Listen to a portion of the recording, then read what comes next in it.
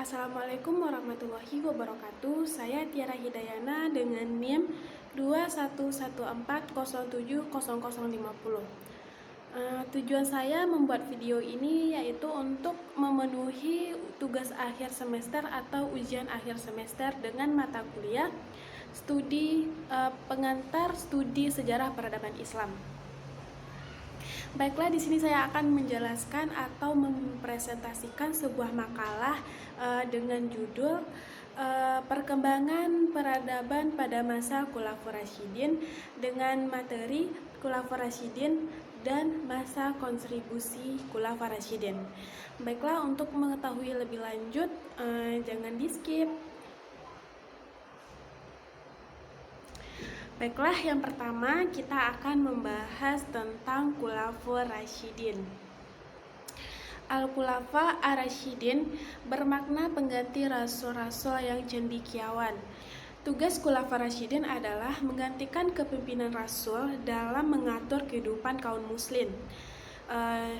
Jika tugas rasul terdiri dari dua hal, yaitu tugas kenabian dan tugas kenegaraan, maka Khulafaur Rasyidin bertugas menggantikan Rasulullah dalam masalah kenegaraan, yaitu sebagai kepala negara atau kepala pemerintahan dan pemimpin agama.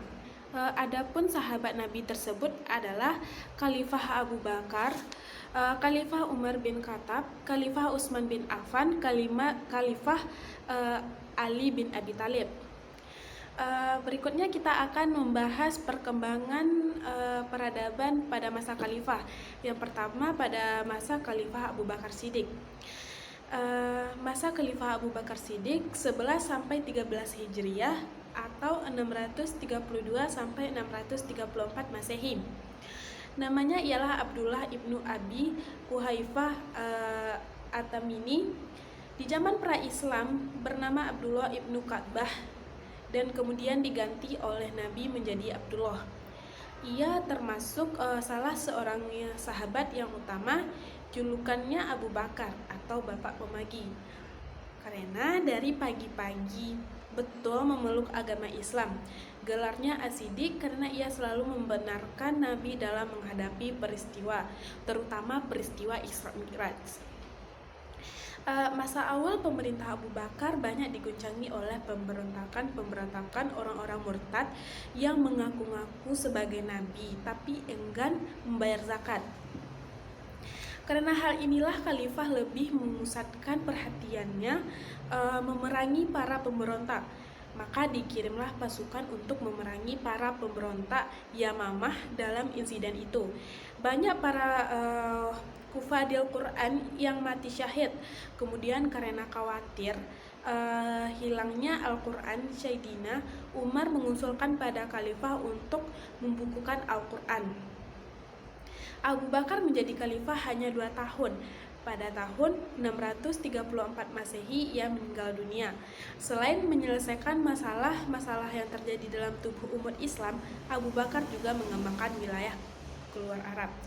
Baiklah, yang kedua, masa Khalifah Umar bin Khattab 13 sampai 23 Hijriah atau 634 sampai 644 Masehi. Dia dilahirkan 12 tahun setelah kelahiran Rasulullah SAW. Ayahnya bernama Khattab dan ibunya bernama Qatman.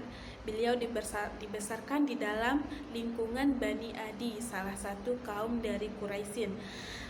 Beliau merupakan khalifah kedua dalam Islam setelah Abu Bakar As-Siddiq. Sewaktu masih terbaring sakit, Khalifah Abu Bakar secara diam-diam melakukan tinjauan terhadap tokoh-tokoh terkemuka dan kalangan sahabat mengenai pribadi yang layak untuk menggantikan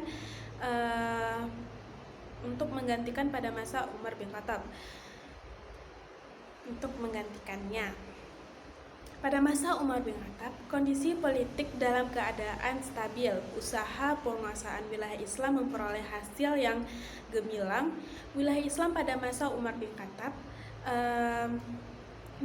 meliputi semenanjung Arabia, Palestina, Syria, Irak, Persia dan Mesir. Beliau wafat dalam usia 63 tahun dan dimakamkan di samping pemakaman Nabi Shallallahu Alaihi Wasallam. Umar dikenal seorang yang pandai dalam menciptakan peraturan. Khalifah Umar juga telah menerapkan prinsip demokratis dalam kekuasaan, yaitu dengan menjamin hak yang sama bagi setiap umat. Sama bagi setiap warga negara. Khalifah Umar juga dikenal dengan sosok yang sederhana. Selanjutnya yang ketiga yaitu masa peradaban pada masa Khalifah Utsman bin Affan tahun 23 sampai 35 Hijriah atau 644 sampai 656 Masehi. Nama lengkapnya ialah Utsman ibnu Affan ibnu Abdil As ibnu Umayyah dan pihak Quraisy dari pihak Quraisy. Ia memeluk Islam lantaran ajakan Abu Bakar dan menjadi salah seorang sahabat dekat Nabi. Melalui persaingan dengan Ali, tim formatur yang membentuk oleh Umar ibnu Khattab, akhirnya kekhalifahan kepada Utsman ibnu Affan. Masa pemerintahnya adalah yang terpanjang dari semua khalifah di zaman Al-Khulafah Ar-Rasyidin, yaitu 12 tahun. Manfaat dilakukan Al-Quran pada masa Utsman adalah menyatukan kaum muslim, menyatukan bacaan, menyatukan setiap tertib susunan surat-surat. Situasi politik pada masa akhir pemerintah Utsman semakin mencekam dan timbulnya pemberontakan yang mengakibatnya terbunuhnya Utsman. Utsman akhirnya wafat sebagai wafat syahid pada hari Jumat tanggal 17 Zulhijjah 35 Hijriah atau 655 Masehi, ketika para pemberontak berhasil memasuki rumahnya dan membunuh Utsman saat membaca Al-Quran.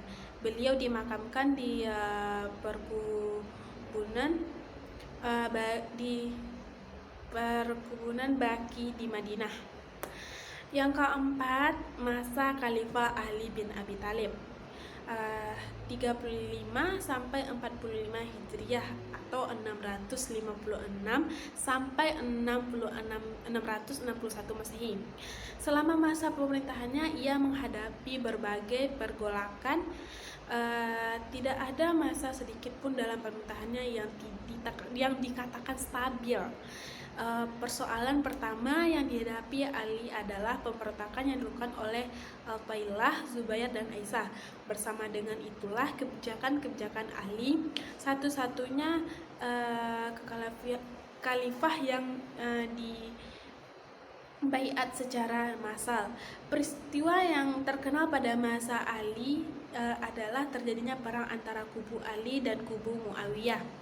Perang tersebut terjadi di daerah yang bernama Siffin, sehingga perang itu disebut Perang Siffin. Setelah terjadinya peristiwa tersebut, kelompok Ali pecah menjadi dua bagian. Kelompok yang keluar dari kelompok Ali dinamakan kelompok Khawarij atau orang-orang yang keluar. Pada 24 Januari 661, ketika Ali sedang dalam perjalanan menuju Masjid Kufah, ia terkena hantaman pedang beracun di dahinya. Pedang tersebut yang mengenai otaknya diayunkan oleh seorang pengikut kelompok Khawarij, Abdul Ar-Rahman ibnu Muljam, yang ingin membalas dendam atas kematian keluarga seorang wanita temannya yang terbunuh di Nahtawan. Itulah perkembangan pada masa Khulafaur Rasyidin. Berikutnya kita akan membahas kontribusi masa Khulafaur Rasyidin dalam peradaban Islam pada masa Khulafaur Rasyidin. Ada beberapa faktor penyebab ekspansi itu demikian cepat, antara lainnya sebagai berikut. 1. Islam di samping merupakan ajaran yang mengatur hubungan manusia dengan Tuhan, juga agama yang mementingkan soal pembentukan masyarakat. Yang kedua, dalam dada para sahabat Nabi Shallallahu Alaihi Wasallam keyakinan yang sangat kuat. Yang ketiga, bertentangan aliran agama di wilayah Bizaitun mengakibatkan hilangnya kemerdekaan. Yang keempat, Islam datang ke daerah-daerah yang dimasukinya. Yang kelima, bangsa Sami di Syria dan Palestina. Yang keenam, Mesir, Syria, dan Irak adalah daerah-daerah yang kaya. Itulah penjelasan tentang kontribusi masa Khulafaur Rasyidin dalam peradaban Islam pada masa Khulafaur Rasyidin. Mungkin itu yang dapat saya sampaikan dalam penjelasan mengenai perkembangan peradaban Islam pada masa Khulafaur Rasyidin. Semoga yang saya jelaskan bermanfaat bagi Ananda, teman-teman saya yang melihat video ini. Baiklah, cukup sekian penjelasan dari saya. Assalamualaikum warahmatullahi wabarakatuh.